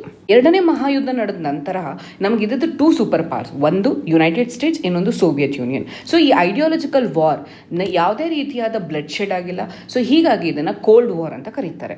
ಮುಂದುವರೆದು ಇವಾಗ ಯುನೈಟೆಡ್ ಸ್ಟೇಟ್ಸ್ ಮತ್ತು ಚೈನಾ ಇವರಿಬ್ಬರ ನಡುವೆ ಕಾನ್ಫ್ಲಿಕ್ಟ್ನ ಕೋಲ್ಡ್ ವಾರ್ 2 ಅಂತ ಕರೀತಾರೆ. ಯಾಕಂತ ಹೇಳಿದ್ರೆ ನೀವು ಟಿವಿಯಲ್ಲಿ ಕೂಡ ನೋಡಿರ್ಬೋದು, ಟ್ರಂಪ್ ಅವರು ಕರೋನಾ ವೈರಸ್ನ ಚೈನಾ ವೈರಸ್ ಅಂತ ಕೂಡ ಕರೆದಿದ್ದಾರೆ. ಈ ರೀತಿ ಇಂಟಿಮಿಡೇಷನ್ ಆಗ್ತಿದೆ ಎರಡು ಕಂಟ್ರೀಸ್ನ ನಡುವೆ ಕೂಡ. ಆ್ಯಂಡ್ ಯುನೈಟೆಡ್ ಸ್ಟೇಟ್ಸ್ ಏನು ಹೇಳ್ತಿದೆ, ಕರೋನಾ ವೈರಸ್ಗೆ ಚೈನಾನೇ ರೆಸ್ಪಾನ್ಸಿಬಲ್, ಹೀಗಾಗಿ ಚೈನಾ ಕಾಂಪನ್ಸೇಷನ್ ಕೊಡಬೇಕು ಅಂತ ಹೇಳ್ತಿದೆ. ಅದೇ ರೀತಿಯಲ್ಲಿ ಚೈನಾ ಕೂಡ ಟ್ರಂಪ್ನ ವಿರುದ್ಧವಾಗಿ ಮತ್ತು ಯುನೈಟೆಡ್ ಸ್ಟೇಟ್ಸ್ನ ವಿರುದ್ಧವಾಗಿ ಆಂಟೋಗನಿಸ್ಟ್ ಪಾಲಿಸಿಯನ್ನು ಶುರು ಮಾಡ್ಕೊಂಡಿದೆ. ಸೊ ಇವೆರಡರ ನಡುವೆ ಕಾನ್ಫ್ಲಿಕ್ಟ್ ಆಲ್ಮೋಸ್ಟ್ ಕೋಲ್ಡ್ ವಾರ್ ಅಂತ ಹೇಳ್ಬೋದು. ಅಂದರೆ ಎರಡೂ ದೇಶದ ಪೊಲಿಟಿಕಲ್ ಲೀಡರ್ಸ್ ವಿರುದ್ಧವಾಗಿ ಮಾತಾಡ್ತಿದ್ದಾರೆ. ಇದು ಅಬ್ಸಲ್ಯೂಟ್ಲಿ ಕೋಲ್ಡ್ ವಾರ್ ಸಿನಾರಿಯೋ ಅಲ್ಲ. ಯಾಕಂತ ಹೇಳಿದ್ರೆ ಈಗ ಪ್ರಪಂಚ ಬೈಪೋಲಾರ್ ವರ್ಡ್ ಇಲ್ಲ. ಮುಂಚೆ ಬೈಪೋಲಾರ್ ವರ್ಡ್ ಇತ್ತು, ಈಗ ಮಲ್ಟಿಪೋಲಾರ್ ವರ್ಡ್ ಅಂತ ಹೇಳ್ತೀವಿ. ಇಂಡಿಯಾ ಚೈನಾ, US ಚೈನಾ ಬಿಟ್ಟು ಇಂಡಿಯಾ ಇದೆ, ಜಪಾನ್ ಇದೆ, ರಷ್ಯಾ, ಯುರೋಪಿಯನ್ ಯೂನಿಯನ್, ಈ ಥರ ಬೇರೆ ಬೇರೆ ಕಂಟ್ರಿಗಳಿರೋದ್ರಿಂದ ಈ ಐಡಿಯಾಲಜಿಕಲ್ ಕಾನ್ಫ್ಲಿಕ್ಟ್ಸ್ ಜಾಸ್ತಿ ಆಗೋದು ಚಾನ್ಸಸ್ ಕಡಿಮೆ ಇರುತ್ತೆ. ಅಷ್ಟೇ ಅಲ್ಲದೆ ಯುನೈಟೆಡ್ ಸ್ಟೇಟ್ಸ್ನಲ್ಲಿ ಪ್ರೆಸಿಡೆನ್ಷಿಯಲ್ ಎಲೆಕ್ಷನ್ ಆದ ನಂತರ ಇವರಿಬ್ಬರ ನಡುವೆ ಇರುವಂಥ ಕೋಲ್ಡ್ ವಾರ್ನ ಇಂಟೆನ್ಸಿಟಿ ಕಡಿಮೆ ಆಗುವಂಥ ಚಾನ್ಸಸ್ ಜಾಸ್ತಿ ಇದೆ. ಇದಿನ್ನೂ ವರ್ಡ್ ಆಫ್ ವಾರ್ಸ್ ಆಗಿರೋದ್ರಿಂದ ಕೋಲ್ಡ್ ವಾರ್ ಆಗುತ್ತಾ ಇಲ್ವಾ ಅಂತ ಕಾದು ನೋಡಬೇಕಾಗಿದೆ ನಾವು. ಮುಂದಿನ article, stimulus to cost only 1% of the GDP. ಇದು ಆತ್ಮನಿರ್ಭರ್ ಭಾರತ್ ಅಭಿಯಾನ ಅನ್ವಯದಲ್ಲಿ 20 ಲಕ್ಷ ಕೋಟಿ ಎಕನಾಮಿಕ್ ಪ್ಯಾಕೇಜ್ ಏನು ಕೊಟ್ಟಿದ್ದಾರೆ ಗವರ್ಮೆಂಟ್ ಅವರು, ಅದ್ರ ಬಗ್ಗೆ ಈ ಆರ್ಟಿಕಲ್ ನಿಮಗೆ ಪ್ರಿಲಿಮ್ಸ್ ಪರ್ಸ್ಪೆಕ್ಟಿವ್ ಅಷ್ಟಾಗಿ ಇಂಪಾರ್ಟೆಂಟ್ ಆಗಲ್ಲ. ಬರೀ ಆತ್ಮನಿರ್ಭರ್ ಭಾರತ್ ಅಭಿಯಾನ ಅಂದ್ರೆ ಅಂತ ನೋಡ್ಕೊಳ್ಳಿ. ಆದರೆ ಮೇನ್ಸ್ ಪರ್ಸ್ಪೆಕ್ಟಿವ್ನಲ್ಲಿ ಇದು ತುಂಬ ಇಂಪಾರ್ಟೆಂಟ್ ಆಗುತ್ತೆ. ಯಾಕಂತ ಹೇಳಿದ್ರೆ ಸ್ವಾವಲಂಬಿ ಭಾರತದ ಬಗ್ಗೆ ಹೇಳುವಂಥ ರೀತಿಯಲ್ಲಿ ಸ್ಟ್ರಕ್ಚರಲ್ ರಿಫಾರ್ಮ್ಸ್ನ ತೆಗೆದುಕೊಂಡು ಬರ್ತಿದೆ ಸರ್ಕಾರ. MSMEಗಳಲ್ಲಾಗಿರ್ಬೋದು, NBFCಲಾಗಿರ್ಬೋದು, ಬೇರೆ ಬೇರೆ ರೀತಿಯಲ್ಲಿ ಯಾವ ರೀತಿ ಸ್ಟ್ರಕ್ಚರಲ್ ರಿಫಾರ್ಮ್ಸ್ ತೆಗೆದುಕೊಂಡು ಬರಬೇಕಿತ್ತು ಮುಂಚೆ, ಅದನ್ನು ಕೋವಿಡ್ ಅನ್ನೋ ಆಪರ್ಚುನಿಟಿ ಯುಟಿಲೈಸ್ ಮಾಡಿಕೊಂಡು ಸರ್ಕಾರ ಸ್ಟ್ರಕ್ಚರಲ್ ರಿಫಾರ್ಮ್ಸ್ ತರ್ತಿದೆ. ಸೊ ಈ ನಿಟ್ಟಿನಲ್ಲಿ ನಮಗಿದು ತುಂಬ ಇಂಪಾರ್ಟೆಂಟ್ ಆಗುತ್ತೆ. ಇಶ್ಯೂ ಯಾವುದಕ್ಕೆ ಸಂಬಂಧಪಟ್ಟದ್ದು? Atmanirbhar Bharat Abhiyan, dimension, various experts views on stimulus packages. ಮೊದಲನೇ ಪಾಯಿಂಟ್ ಏನಂತ ಹೇಳಿದ್ರೆ, 20 ಲಕ್ಷ ಕೋಟಿ ಏನು ಕೊಡ್ತಿದೆ ಅಂತ ಸರ್ಕಾರ ಹೇಳ್ತಿದೆ, ಅದು ಬೇರೆ ಬೇರೆ ಕಂಪ್ನಿಗಳ ಎಸ್ಟಿಮೇಟ್ಸಲ್ಲಿ ನೀವು ನೋಡ್ಬೋದು. ಇದರ ಪ್ರಕಾರ ಇದು ಬರೀ 1% ಆಫ್ ಇಂಡಿಯಾಸ್ GDP. ಎರಡನೇ ಪಾಯಿಂಟ್ ಏನು ಹೇಳ್ತಾರೆ ಎಕ್ಸ್ಪರ್ಟ್ಸ್ ಅಂತ ಹೇಳಿದ್ರೆ, ನಾವು ಭಾರತದಲ್ಲಿ ಹಿಂದಿನ ಕಾಲದಿಂದಲೂ ಇಂಪ್ಲಿಮೆಂಟ್ ಮಾಡಬೇಕಾಗಿದ್ದಂಥ ಪೊಲಿಟಿಕಲಿ ಸೆನ್ಸಿಟಿವ್ ರಿಫಾರ್ಮ್ಸ್ ಏನಿದೆ ಅದನ್ನು ನಾವು ಕೋವಿಡ್ ಹೆಸರಿನಲ್ಲಿ ಇಂಪ್ಲಿಮೆಂಟ್ ಮಾಡ್ತಿದ್ದೀವಿ ಅಂತ ಹೇಳ್ತಾರೆ. ಮೂರನೇದಾಗಿ ಸರ್ಕಾರ ಟ್ರೆಂಚೆ 1, 2, 3, 4, 5 ಅಂತ ಬೇರೆ ಬೇರೆ ಟ್ರೆಂಚೆಗಳ ಮುಖಾಂತರ MSMEಗಳಿಗೆ, ವೀಕರ್ ಸೆಕ್ಷನ್ಸ್ಗೆ, ಫಾರ್ಮರ್ಸ್ಗೆ, NBFCಗಳಿಗೆ ಬೇರೆ ಬೇರೆ ಅನುಕೂಲಗಳು ಏನು ಮಾಡಿಕೊಟ್ಟಿದೆ. ಈ ಅನುಕೂಲಗಳೆಲ್ಲವೂ ಇಮಿಡಿಯೇಟ್ ನೀಡ್ಸ್ಗೆ ಮ್ಯಾಚ್ ಆಗ್ತಿಲ್ಲ. ಇವು ಮೀಡಿಯಂ ಟರ್ಮ್ ಗ್ರೋತಿಗೆ, ಅಂದರೆ ನಮಗೆ ಮೀಡಿಯಂ ಟರ್ಮಲ್ಲಿ ಏನು ಗ್ರೋತ್ ಆಗಬೇಕಲ್ಲ ಅದಕ್ಕೆ ಅನುಕೂಲ ಆಗುತ್ತೆ. ಸೊ ಈ ಅಮೌಂಟ್ ನಮಗೆ ಇಮಿಡಿಯೇಟಾಗಿ ಜನಗಳಲ್ಲಿ ದುಡ್ಡು ಅಥವಾ ಡಿಮ್ಯಾಂಡ್ ಏನು ಕ್ರಿಯೇಟ್ ಆಗಬೇಕು ಅದು ಕ್ರಿಯೇಟ್ ಆಗೋದಿಲ್ಲ ಅನ್ನೋದು ಎಕ್ಸ್ಪರ್ಟ್ಸ್ನ ಒಪಿನಿಯನ್. ಕನ್ಕ್ಲೂಡ್ ಏನು ಮಾಡ್ಬೋದು ಅಂದರೆ, 20 ಲಕ್ಷ ಕೋಟಿ ಪ್ಯಾಕೇಜ್ ಕೊಟ್ಟಿದ್ರು ಕೂಡ ಈ ಪ್ಯಾಕೇಜ್ ನಮ್ಮ ಸ್ಟ್ರಕ್ಚರಲ್ ರಿಫಾರ್ಮ್ಸ್ ಅಂದರೆ ಏನು ಬದಲಾವಣೆಗಳು, ಸುಧಾರಣೆಗಳು ಮಾಡಬೇಕಿತ್ತು ಅದ್ರ ಮೇಲೆ ಜಾಸ್ತಿ ಒತ್ತು ಕೊಡ್ತಿದೆ. ಆದರೆ ಜನಗಳ ಹತ್ರ ಯಾವ ರೀತಿ ಮನಿ ಸಪ್ಲೈನ ಜಾಸ್ತಿ ಮಾಡೋದು ಅಥವಾ ಪರ್ಚೇಸಿಂಗ್ ಪವರ್ನ ಜಾಸ್ತಿ ಮಾಡೋದ್ರ ಬಗ್ಗೆ ಗವರ್ಮೆಂಟ್ ಫೋಕಸ್ ಮಾಡಿಲ್ಲ ಅನ್ನೋದು ಎಕ್ಸ್ಪರ್ಟ್ಸ್ನ ಅಭಿಪ್ರಾಯ. ಮುಂದಿನ article, rare palm from Andamans get second home. ಇಲ್ಲಿ ನೀವು ನ್ಯೂಸ್ ಪೇಪರ್ನ ಕ್ಲಿಯರಾಗಿ ಅಬ್ಸರ್ವ್ ಮಾಡಿದ್ರೆ ಇಲ್ಲಿ ಒಂದು ನ್ಯಾಷನಲ್ ಪಾರ್ಕ್ ಮೆನ್ಷನ್ ಮಾಡ್ತಿದ್ದಾರೆ. ಮೌಂಟ್ ಹ್ಯಾರಿಯಟ್ ನ್ಯಾಷನಲ್ ಪಾರ್ಕ್ ಎಲ್ಲಿದೆ? ಅಂಡಮಾನಲ್ಲಿ. ಸೊ ಕ್ವಶನ್ ಇದರಿಂದ ಬರ್ಬೋದು, ಜ್ಞಾಪಕ ಇಟ್ಕೊಳ್ಳಿ. ಮೌಂಟ್ ಹ್ಯಾರಿಯಟ್ ನ್ಯಾಷನಲ್ ಪಾರ್ಕ್ ಎಲ್ಲಿದೆ? ಅಂಡಮಾನಲ್ಲಿದೆ. ಇಲ್ಲಿ ಪಿನಂಗ ಅಂಡಮಾನಿಸಿಸ್ ಅನ್ನುವಂಥ ಒಂದು ಪಾಮ್ ಟ್ರೀನ ಫೈಂಡ್ ಔಟ್ ಮಾಡಿದ್ದಾರೆ. ಇದು ಕ್ರಿಟಿಕಲಿ ಎಂಡೇಂಜರ್ಡ್ ಸ್ಪೀಸೀಸ್. ಸೊ ನಿಮಗೆ ಇದು ಇಂಪಾರ್ಟೆಂಟ್ ಆಗಿ ಪ್ರಿಲಿಮ್ಸ್ನಲ್ಲಿ ಬರುತ್ತೆ. ಅದರಲ್ಲೂ ನೀವು ಜ್ಞಾಪಕ ಇಟ್ಕೊಳ್ಬೇಕಾಗಿರೋದು ಏನಂತ ಹೇಳಿದ್ರೆ, ಯಾವಾಗಲೇ ನಾವು ಬಯೋಡೈವರ್ಸಿಟಿ ಬಗ್ಗೆ ಹೇಳಿದಾಗ ಇನ್ಸೈಟು ಕನ್ಸರ್ವೇಷನ್, XI2 ಕನ್ಸರ್ವೇಷನ್ ಅಂತ ಹೇಳ್ತೀವಿ. ಸೊ XI2 ಕನ್ಸರ್ವೇಷನಲ್ಲಿ ಅಂದರೆ ಇದು ಅಂಡಮಾನಲ್ಲಿರುವಂತಹ ಪಾಮ್ ಟ್ರೀ ಆಗಿದ್ದು, ಇದನ್ನು ನಾವು ಕೇರಳದಲ್ಲಿ ಅಥವಾ ತಿರುವನಂತಪುರಂನಲ್ಲಿ ಇವಾಗ ಹೊಸದಾಗಿ ಶುರು ಮಾಡ್ತಿದ್ದೀವಿ. ಸೊ ಇದರಿಂದ XI2 ಕನ್ಸರ್ವೇಷನ್ ಆಗ್ತಿದೆ, ಅಂದರೆ ತನ್ನದಲ್ಲದೆ ಇರೋ ಜಾಗದಲ್ಲಿ ನಾವು ಅದನ್ನು ಬೆಳೆಸೋಕೆ ಟ್ರೈ ಮಾಡ್ತಿದ್ದೀವಿ. ಸೊ ಇದರಿಂದ ಇದು ನಿಮಗೆ XI2 ಕನ್ಸರ್ವೇಷನ್ ಕ್ಯಾಟಗರಿಲಿ ಇಂಪಾರ್ಟೆಂಟ್ ಆಗುತ್ತೆ. ಈ ಆರ್ಟಿಕಲ್ನ ಹೈಲೈಟ್ಸ್ ತುಂಬ ಸಿಂಪಲ್. ರೇರ್ ಪಾಮ್ ಟ್ರೀ ಏನು ಫೈಂಡ್ ಔಟ್ ಮಾಡಿದ್ದಾರೆ, ಅದು ಕ್ರಿಟಿಕಲಿ ಎಂಡೇಂಜರ್ಡ್ ಸ್ಪೀಸೀಸ್ ಆಗಿದ್ದು ಮೌಂಟ್ ಹ್ಯಾರಿಯಟ್ನ ನ್ಯಾಷನಲ್ ಪಾರ್ಕ್ ಅಂಡಮಾನ್ನಲ್ಲಿತ್ತು. ಇದು ಎವರ್ಗ್ರೀನ್ ಫಾರೆಸ್ಟ್ ಅಂತ ಜ್ಞಾಪಕ ಇಟ್ಕೊಳ್ಳಿ. ಇವಾಗ ಅದರದೇ ಆದ ಒಂದು ವರ್ಷನ್ನ ನಾವು ಪಲೋಡ್ ಅನ್ನೋ ಪ್ಲೇಸ್ನಲ್ಲಿ ಲಾಂಚ್ ಮಾಡ್ತಾ ಇದ್ದೀವಿ. ಇಮೇಜಲ್ಲಿ ನೋಡ್ಬೋದು ನೀವು ಪಿನಂಗ ಅಂಡಮಾನೀಸ್ ಯಾವ ರೀತಿ ಇರುತ್ತೆ ಅಂತ. ಇದರ ಬೀಜನ ನಾವು ಕೇರಳದಲ್ಲಿ ಇತ್ತೀಚೆಗೆ ಬಿತ್ತನೆ ಮಾಡಿದ್ದೇವೆ. ಸೊ ಪಿನಂಗ ಅಂಡಮಾನೀಸ್ ಬಗ್ಗೆ ಆಲ್ರೆಡಿ ಹೇಳಿದ್ದೀನಿ, ಕ್ರಿಟಿಕಲಿ ಎಂಡೇಂಜರ್ಡ್ ಸ್ಪೀಸೀಸ್ ಯಾವಾಗಲೂ ಎವರ್ಗ್ರೀನ್ ಫಾರೆಸ್ಟ್ ಪಾಕೆಟಲ್ಲಿ ಇರುತ್ತೆ. ಅದೇ ಮೌಂಟ್ ಹ್ಯಾರಿಯಟ್ ನ್ಯಾಷನಲ್ ಪಾರ್ಕ್ನಲ್ಲಿ, ಅಂದರೆ ಅಂಡಮಾನ್ನಲ್ಲಿ. ಮುಂದಿನ ಆರ್ಟಿಕಲ್ ಎಡಿಟೋರಿಯಲ್ ಅನಾಲಿಸಿಸ್ ಬಗ್ಗೆ, ಎ ಮ್ಯಾಟರ್ ಆಫ್ ರಿಲೀಫ್. ಅಂದರೆ ಈ ಆರ್ಟಿಕಲ್ನಲ್ಲಿ ಆತ್ಮನಿರ್ಭರ್ ಭಾರತ್ನ ಬಗ್ಗೆ ನೋಡ್ತೀವಿ.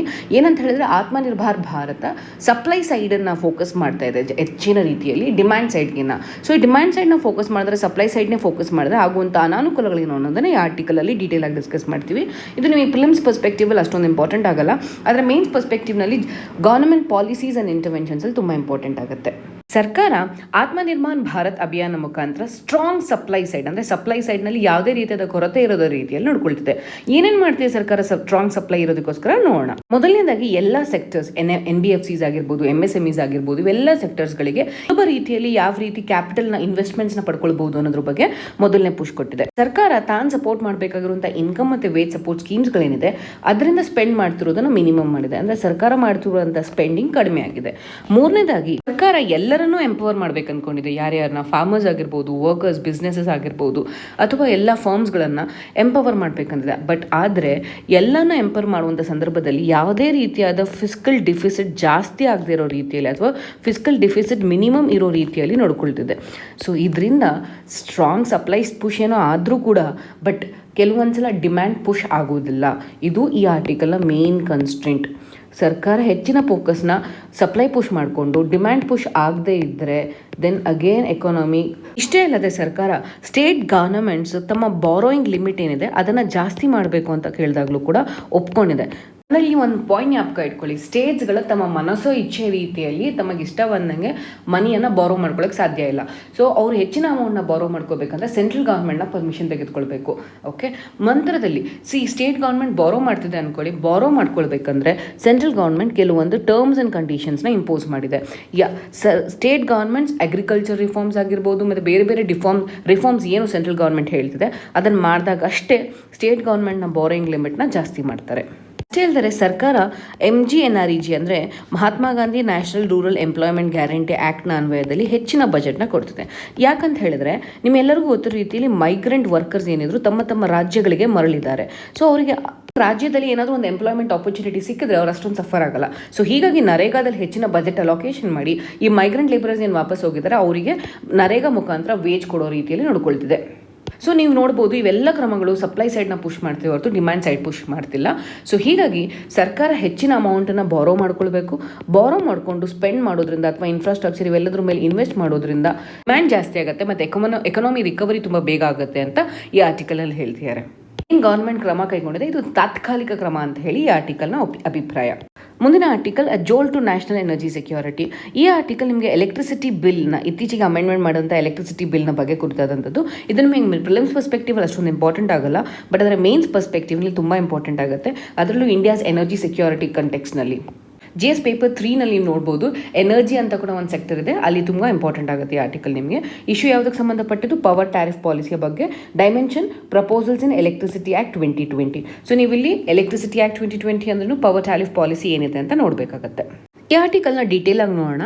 ಜೋಲ್ ಟು ನ್ಯಾಷನಲ್ ಎನರ್ಜಿ ಸೆಕ್ಯೂರಿಟಿಲಿ ಏನು ಹೇಳ್ತಿದ್ದಾರೆ ಅಂದರೆ ಎಲೆಕ್ಟ್ರಿಸಿಟಿ ಬಿಲ್ನಲ್ಲಿ ನಾವು ಅಮೆಂಡ್ಮೆಂಟ್ ತೆಗೆದುಕೊಂಡು ಬರ್ತಿದ್ದೀವಿ.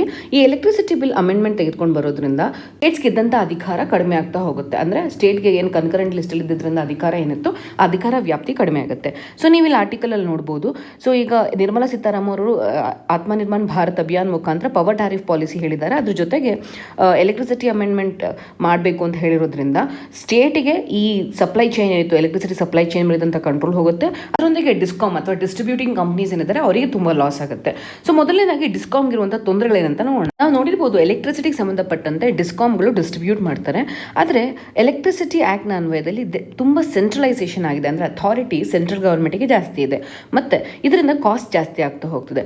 ಡಿಸ್ಕಾಮ್ಗಳು 2 ಪ್ಯಾಟ್ ಟ್ಯಾರಿಫ್ ಪಾಲಿಸಿ ಅನ್ನೋದನ್ನು ಫಾಲೋ ಮಾಡ್ತಾರೆ. ಅಂತ ಹೇಳಿದ್ರೆ 2 ಪ್ಯಾಕಲ್ಲಿ ಫಿಕ್ಸ್ಡ್ ಒಂದಿರುತ್ತೆ, ವೇರಿಯಬಲ್ ಇರುತ್ತೆ. ಫಿಕ್ಸ್ಡ್ ಕಾಸ್ಟ್ ಒಂದು, ವೇರಿಯಬಲ್ ಕಾಸ್ಟ್ ಒಂದು.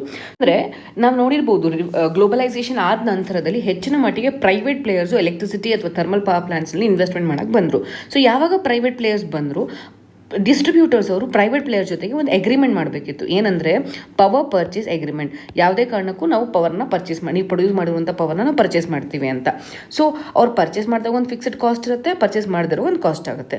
ಸೊ ಇವ್ರೇನು ಮಾಡಿದ್ರು ಡಿಸ್ಕಾಮ್ಸ್ ಅವರು, ಭಾರತದಲ್ಲಿ ಹೆಚ್ಚಿನ ಪೀಕ್ ಡಿಮ್ಯಾಂಡ್ ಜಾಸ್ತಿ ಆಗೇ ಆಗುತ್ತೆ ಎಲೆಕ್ಟ್ರಿಸಿಟಿ ಡಿಮ್ಯಾಂಡು, ಮತ್ತು ಎಸ್ಟಿಮೇಷನ್ಸ್ ನೋಡಿಕೊಂಡಾಗ ಜಾಸ್ತಿ ಇತ್ತು ಅಂದರೆ ಡಿಮ್ಯಾಂಡು. ಸೊ ಹೀಗಾಗಿ ಅವ್ರು ಪವರ್ ಪರ್ಚೇಸ್ ಅಗ್ರಿಮೆಂಟ್ ಸೈನ್ ಮಾಡಿಬಿಟ್ರು. ಬಟ್ ಸೈನ್ ಮಾಡಿದ ನಂತರದಲ್ಲಿ ಡಿಸ್ಕಾಮಿಗೆ ಏನು ರಿಯಲೈಸೇಷನ್ ಆಯಿತು ಅಂತ ಹೇಳಿದ್ರೆ, ಅನ್ಕೊಂಡಷ್ಟು ಡಿಮ್ಯಾಂಡ್ ಇಲ್ಲ ಅಥವಾ ಅದರಿಂದ ಪ್ರಾಫಿಟಬಿಲಿಟಿ ಇಲ್ಲ.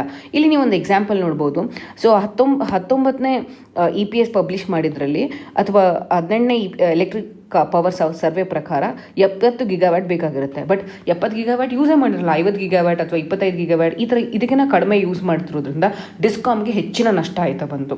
ಅದಲ್ಲದೆ ನಾವು ನೋಡಿರ್ಬೋದು ಸೋಲಾರ್ ಮತ್ತು ವಿಂಡ್ ಪವರ್ ಪ್ಲಾಂಟ್ಸ್ನ ಮಾಡಿದ ಮೇಲೆ ಡಿಸ್ಕಾಮ್ಗಳು ಅಗ್ರಿಮೆಂಟ್ ಸೈನ್ ಮಾಡಿದ್ರು. ಅಂದರೆ ರಿನ್ಯೂವಬಲ್ ಪರ್ಚೇಸ್ ಆಬ್ಲಿಗೇಷನ್ ಅಂತ ಹೇಳ್ಬಿಟ್ಟು, ಅಂದರೆ ಈ ಸೋಲಾರ್ ಮತ್ತು ವಿಂಡ್ ಪವರಿಂದ ಏನು ಎಲೆಕ್ಟ್ರಿಸಿಟಿ ಜನರೇಟ್ ಆಗುತ್ತೆ ಅದನ್ನು ಮ್ಯಾಂಡೇಟ್ರಿಯಾಗಿ ಡಿಸ್ಟ್ರಿಬ್ಯೂಷನ್ಸ್ ಅವರು ಪರ್ಚೇಸ್ ಮಾಡಬೇಕು ಅಂತ. ಅದನ್ನು ನಾವು ಏನಂತ ಕರಿತೀವಿ, ರಿನ್ಯೂವಬಲ್ ಪರ್ಚೇಸ್ ಆಬ್ಲಿಗೇಷನ್ ಅಂತ ಕರಿತೀವಿ. ಇದು ಎಲೆಕ್ಟ್ರಿಸಿಟಿ ಆ್ಯಕ್ಟ್ 2003 ಪ್ರಕಾರ ಮ್ಯಾಂಡೇಟರಿ ರೂಲ್ಸು. ಸೊ ಇದನ್ನು ತೊಗೊಂಡ್ರು. ಆದರೆ ಇದರಿಂದ ಆಗುವ ಅನುಕೂಲಕ್ಕಿಂತ ಅನಾನುಕೂಲನೇ ಜಾಸ್ತಿ. ಯಾಕಂದರೆ ಬೆಳಗಿನ ಹೊತ್ತು ನಿಮ್ಗೆ ಹೆಚ್ಚಿನ ಸನ್ ಮತ್ತು ವಿಂಡ್ ಇರೋದ್ರಿಂದ ನಿಮಗೆ ಪ್ರಾಬ್ಲಮ್ ಆಗ್ತಿಲ್ಲ. ಬಟ್ ರಾತ್ರಿ ಹೊತ್ತು ಏನಾಗುತ್ತೆ ಅಂದರೆ ಪವರ್ ಡಿಮ್ಯಾಂಡ್ ಯಾವಾಗಲೂ ಸನ್ಸೆಟ್ ಆದ ನಂತರ ಜಾಸ್ತಿ ಆಗುತ್ತೆ. ಆದರೆ ಆ ಟೈಮ್ನಲ್ಲಿ ಸ್ಟೋರೇಜ್ ಫೆಸಿಲಿಟಿ ಇಲ್ಲದೆ ಇರೋದ್ರಿಂದ ವಿಂಡ್ ಮಿಲ್ಸ್ಗಳನ್ನು ರನ್ ಮಾಡೋದಕ್ಕೆ ಹೆಚ್ಚಿನ ಎನರ್ಜಿ ಇನ್ವೆಸ್ಟ್ ಮಾಡಬೇಕಾಗಿ. ಸೊ ಇದರಿಂದ ಬೆಳಗ್ಗೆ ಹೊತ್ತು ಏನು ಎನರ್ಜಿ ಪ್ರೊಡ್ಯೂಸ್ ಆಗುತ್ತೆ ಅದಕ್ಕಿಂತ ಜಾಸ್ತಿ ರಾತ್ರಿ ಹೊತ್ತು ಕನ್ಸಂಪ್ಷನ್ ಆಗ್ತಾ ಹೋಗುತ್ತೆ. ಮುಂದುವರಿದು ಸರ್ಕಾರ 2015ನೇ ಇಸ್ವಿಲಿ ಏನು ಹೇಳುತ್ತೆ ಅಂತ ಹೇಳಿದ್ರೆ 175 ಗಿಗಾವ್ಯಾಟ್ ರಿನ್ಯೂವಬಲ್ ಎನರ್ಜಿಯನ್ನು ನಾವು 2022ನೇ ಇಸ್ವಿಯಲ್ಲಿ ಮಾಡಬೇಕು ಅಂತ ಹೇಳ್ತಾರೆ. ಸೊ ಈ ಟಾರ್ಗೆಟ್ನ ಅಚೀವ್ ಮಾಡೋದಕ್ಕೋಸ್ಕರ ಸರ್ಕಾರ ಬೇರೆ ಬೇರೆ ರೀತಿಯ ಕನ್ಸೆಷನ್ಸ್ನ ಕೊಡೋಕ್ಕೆ ಶುರು ಮಾಡ್ತು. ಬಟ್ ಇದೆಲ್ಲದರಿಂದ ತೊಂದರೆ ಆಗಿದ್ದು ಡಿಸ್ಕಾಮ್ಗಳಿಗೆ. ಯಾಕಂದರೆ ತಮ್ಮ ಹತ್ರ ಆಲ್ರೆಡಿ ಇದನ್ನ ಕೆಪಾಸಿಟಿಗಿನ ಕಡಿಮೆ ದರದಲ್ಲಿ ಬೇರೆ ಬೇರೆ ಪ್ರೈವೇಟ್ ಪ್ಲೇಯರ್ಸ್ ಪ್ರೊಡಕ್ಷನ್ ಮಾಡೋಕ್ಕೆ ಶುರು ಮಾಡಿದ್ರು. ಇದು ಡಿಸ್ಕಾಮ್ ಕಂಪ್ನಿಗಳು ಅಂದರೆ ಡಿಸ್ಟ್ರಿಬ್ಯೂಟ್ ಮಾಡ್ತಿರುವಂಥ ಕಂಪ್ನಿಗಳು ಫೇಸ್ ಮಾಡ್ತಿರೋ ಪ್ರಾಬ್ಲಮ್. ಈ ಎಲೆಕ್ಟ್ರಿಸಿಟಿ ಆ್ಯಕ್ಟ್ 2020 ಅಮೆಂಡ್ಮೆಂಟ್ನ ನೋಡೋದಕ್ಕೆ ಮುಂಚೆ ಮೊದಲನೇದಾಗಿ ಎಲೆಕ್ಟ್ರಿಸಿಟಿ ಆ್ಯಕ್ಟ್ 2003 ಏನು ಅಂತ ನೋಡೋಣ. ಎಲೆಕ್ಟ್ರಿಸಿಟಿ ಆ್ಯಕ್ಟ್ನ 2003ನೇ ಇಸ್ವಿಯಲ್ಲಿ ಪಾಸ್ ಮಾಡ್ತಾರೆ. ಈ ಆ್ಯಕ್ಟ್ನ ಅನ್ವಯ ನಮಗೆ ಜನರೇಷನ್ ಎಲೆಕ್ಟ್ರಿಸಿಟಿ ಜನರೇಷನ್ ಮತ್ತು ಟ್ರಾನ್ಸ್ಮಿಷನ್, ಡಿಸ್ಟ್ರಿಬ್ಯೂಷನ್ ಮತ್ತು ಅದನ್ನು ಯಾವ ರೀತಿ ಮಾರಾಟ ಮಾಡಬೇಕು ಇವೆಲ್ಲದಕ್ಕೆ ಸಂಬಂಧಪಟ್ಟಂತೆ ಬೇರೆ ಬೇರೆ ಬೇರೆ ಲಾಸ್ ಇತ್ತು. ಸೊ ಎಲ್ಲ ಲಾಸ್ಗಳನ್ನು ಇಂಟಿಗ್ರೇಟ್ ಮಾಡಿ ಒಂದೇ ಲಾ ಮುಖಾಂತರ ಜನರೇಷನ್, ಟ್ರಾನ್ಸ್ಮಿಷನ್, ಡಿಸ್ಟ್ರಿಬ್ಯೂಷನ್ ಮತ್ತು ಟ್ರೇಡಿಂಗ್ ಮತ್ತು ಎಲೆಕ್ಟ್ರಿಸಿಟಿ ಯೂಸ್ ಇವೆಲ್ಲದಕ್ಕೂ ಒಂದೇ ಲಾನ ತೆಗೆದುಕೊಂಡು ಬಂತು. ಅಷ್ಟೇ ಅಲ್ಲದೆ ಎಲೆಕ್ಟ್ರಿಸಿಟಿ ಸೆಕ್ಟರ್ ಡೆವಲಪ್ ಮಾಡೋದಕ್ಕೆ ಏನೇನು ಪ್ರಾವಿಷನ್ಸ್ ಬೇಕೋ ಎಲ್ಲದಕ್ಕೂ ಅನುವಾದ ಮಾಡಿಕೊಡ್ತು. ಮತ್ತು ಕಾಂಪಿಟೇಷನ್ನ ಪ್ರಮೋಟ್ ಮಾಡ್ತು. ಎಷ್ಟೊಂದು ಪ್ರೈವೇಟ್ ಸೆಕ್ಟರ್ಸ್ ಕೂಡ ಎಂಟರ್ ಆದರು. ಆ್ಯಂಡ್ ಇದೆಲ್ಲದಕ್ಕಿಂತ ಅನುಕೂಲ ಯಾರಿಗಾಗುತ್ತೆ, ಯಾವಾಗ ಚಾಯ್ಸ್ ಜಾಸ್ತಿ ಆಗುತ್ತೆ ಅನುಕೂಲ ಆಗೋದು ಕನ್ಸ್ಯೂಮರ್ಸ್ಗೆ. ಮತ್ತು ಎಲೆಕ್ಟ್ರಿಸಿಟಿ ಟ್ಯಾರಿಫ್ಸ್ ಏನಿತ್ತು ಅದನ್ನು ರ್ಯಾಷನಲೈಸ್ ಮಾಡ್ತು. ಅನ್ನೆಸೆಸರಿಯಾಗಿ ಎಲೆಕ್ಟ್ರಿಸಿಟಿ ಬಿಲ್ಸ್ಗಳೇನು ಬರ್ತಿತ್ತು ಅದನ್ನು ಕಡಿಮೆ ಮಾಡಿದ್ರು. ಮತ್ತು ಈ ಎಲ್ಲದನ್ನು ಮಾನಿಟರ್ ಮಾಡೋದಕ್ಕೋಸ್ಕರ ರೆಗ್ಯುಲೇಟರಿ ಕಮಿಷನ್ ಮತ್ತು ಅಪಿಲೇಟಿ ಟ್ರಿಬ್ಯುನಲ್ನ ಎಸ್ಟಾಬ್ಲಿಷ್ ಮಾಡ್ತಾರೆ. ಮುಂದುವರಿದು ಎಲೆಕ್ಟ್ರಿಸಿಟಿ ಆ್ಯಕ್ಟ್ನ ಅನ್ವಯ ಎಲ್ಲ ಏರಿಯಾಸ್ಗಳಿಗೆ ಎಲೆಕ್ಟ್ರಿಸಿಟಿನ ಸಪ್ಲೈ ಮಾಡಬೇಕು. ಜೊತೆಗೆ ರಿನ್ಯೂವಬಲ್ ಪರ್ಚೇಸ್ ಆಬ್ಲಿಗೇಷನ್ನ ಹಾಕ್ತಾರೆ. ಏನಿದೆ ರಿನ್ಯೂವಬಲ್ ಪರ್ಚೇಸ್ ಆಬ್ಲಿಗೇಷನ್ ಅಂತ ಹೇಳಿದ್ರೆ, ಪ್ರತಿಯೊಂದು ಡಿಸ್ಟ್ರಿಬ್ಯೂಷನ್ ಕಂಪ್ನಿಯಲ್ಲೂ ತಾವು ಸಪ್ಲೈ ಮಾಡುವಂಥ ಎನರ್ಜಿ ಮಿಕ್ಸ್ನಲ್ಲಿ ರಿನ್ಯೂವಬಲ್ ಎನರ್ಜಿ ಮ್ಯಾಂಡೇಟ್ರಿ ಆಗಿರಬೇಕು ಅನ್ನೋದು, ಅದನ್ನೇ ರಿನ್ಯೂವಬಲ್ ಪರ್ಚೇಸ್ ಆಬ್ಲಿಗೇಷನ್ ಅಂತ ಕರಿತೀವಿ. ಈಗ ಎಲೆಕ್ಟ್ರಿಸಿಟಿ ಆ್ಯಕ್ಟ್ 2003 ನೋಡಿದ್ದೀವಿ. ಎಲೆಕ್ಟ್ರಿಸಿಟಿ ಆ್ಯಕ್ಟ್ 2020ಯಲ್ಲಿ ಏನೇನು ಚೇಂಜಸ್ ಪ್ರಪೋಸ್ ಮಾಡ್ತಿದ್ದಾರೆ ಮತ್ತು ಅದಕ್ಕೆ ಇರುವಂಥ ತೊಂದರೆಗಳೇನಂತ ನೋಡೋಣ. ಈ ಆ್ಯಕ್ಟ್ನ ಅನ್ವಯ ಮೊದಲನೇ ಪ್ರಶ್ನೆ ಏನಂದರೆ ಎಲೆಕ್ಟ್ರಿಸಿಟಿ ಆ್ಯಕ್ಟ್ನ ಬಗ್ಗೆ. ಈಗ ಸಬ್ ಫ್ರಾಂಚೈಸ್ಗಳನ್ನ ಪ್ರಮೋಟ್ ಮಾಡ್ತೇವೆ. ಫ್ರಾಂಚೈಸಿಗಳಲ್ಲಿ ಸಬ್ ಫ್ರಾಂಚೈಸ್ ಅಂದರೆ ಪ್ರೈವೇಟ್ ಪ್ಲೇಯರ್ಸ್ಗೆ ಎಂಟ್ರಿ ಕೊಡ್ತಿದ್ದೀವಿ. ಈ ಪ್ರೈವೇಟ್ ಪ್ಲೇಯರ್ಸ್ ಅವರು ಯಾವಾಗಲೇ ಎಲೆಕ್ಟ್ರಿಸಿಟಿ ಪರ್ಚೇಸ್ ಮಾಡಬೇಕಂತ ಹೇಳಿದ್ರು ಅವರು ಡಿಸ್ಕಾಮ್ಸ್ಗಳಿಂದ ಎಕ್ಸ್ಪೆನ್ಸಿವ್ ಪವರ್ನ ಪರ್ಚೇಸ್ ಮಾಡಬೇಕಾ ಅಥವಾ ಅವರು ಈ ಪವರ್ ಎಕ್ಸ್ಚೇಂಜಸ್ ಅಂತ ಏನು ಕರಿತೀವಲ್ಲ ಆ ಪವರ್ ಎಕ್ಸ್ಚೇಂಜಸ್ಸಿಂದ ಚೀಪ್ ಪವರ್ನ ಡೈರೆಕ್ಟಾಗಿ ಪ್ರೊಕ್ಯೂರ್ ಮಾಡ್ಬೋದಾ? ಇದು ಮೊದಲನೇ ಪ್ರಶ್ನೆ. ಸಪೋಸ್ ಅವ್ರು ಏನಾದರೂ ಡೈರೆಕ್ಟಾಗಿ ಪವರ್ ಎಕ್ಸ್ಚೇಂಜಸ್ಸಿಂದ ಪರ್ಚೇಸ್ ಮಾಡಿದ್ರೆ ದೆನ್ ಡಿಸ್ಕಾಮ್ಸ್ಗೆ ಇನ್ನೂ ತೊಂದರೆ ಆಗುತ್ತೆ, ಡಿಸ್ಟ್ರಿಬ್ಯೂಷನ್ಸ್ ಕಂಪ್ಲೀಟಾಗಿ ಲಾಸ್ ಆಗುತ್ತೆ. ಎರಡನೇದಾಗಿ ನೀವು ಇಲ್ಲಿ ನೋಡ್ಬೋದು, ಈ ಅಮೆಂಡ್ಮೆಂಟಿಂದ ಹೆಚ್ಚಿನ ಕನ್ಸೆಷನ್ಸ್ನ ರಿನ್ಯೂವಬಲ್ ಪವರ್ ಡೆವಲಪರ್ಸ್ಗೆ ಕೊಡ್ತಿದ್ದಾರೆ. ಈ ರಿನ್ಯೂವಬಲ್ ಪವರ್ ಡೆವಲಪರ್ಸ್ಗೆ ಹೆಚ್ಚಿನ ಕನ್ಸೆಷನ್ಸ್ ಕೊಡ್ತಾ ಏನಾಗುತ್ತೆ, ಹೆಚ್ಚಿನ ಪ್ರೊಡಕ್ಷನ್ ಆದಮೇಲೆ ಡಿಸ್ಕಾಮ್ಸ್ ಆಬ್ವಿಯಸ್ಲಿ ಅವ್ರು ರಿನ್ಯೂವಬಲ್ ಪರ್ಚೇಸ್ ಆಬ್ಲಿಗೇಷನ್ಸಲ್ಲಿ ಫಿಕ್ಸ್ಡ್ ಚಾರ್ಜಸ್ ತೊಗೊಳ್ಳೇಬೇಕಾಗುತ್ತೆ. ಅವಾಗ ಅಗೇನ್ ಡಿಸ್ಕಾಮಿಗೆ ಲಾಸ್ ಆಗುತ್ತೆ.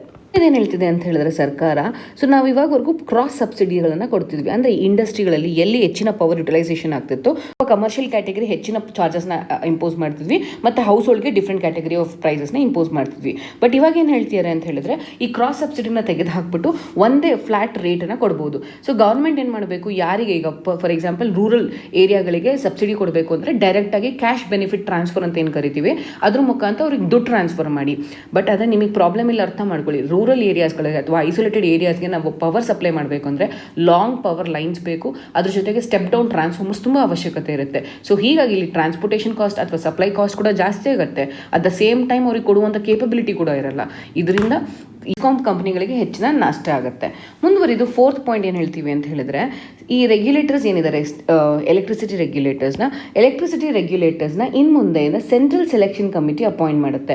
ಇದರಿಂದ ಪಾಸಿಟಿವ್ ಇದೆ. ಯಾಕಂತ ಹೇಳಿದ್ರೆ ಸೆಂಟ್ರಲ್ ಸೆಲೆಕ್ಷನ್ ಕಮಿಟಿ ಉನ್ನತವಾಗಿರುವಂಥ ವ್ಯಕ್ತಿಗಳನ್ನು ಆಯ್ಕೆ ಮಾಡುತ್ತೆ. ಬಟ್ ಆದರೆ ನಿಮಗೆ ಗೊತ್ತಿರೋ ರೀತಿಯಲ್ಲಿ ಎಲೆಕ್ಟ್ರಿಸಿಟಿ ಅನ್ನೋದು ಕನ್ಕರೆಂಟ್ ಲಿಸ್ಟಲ್ಲಿ ಇತ್ತು.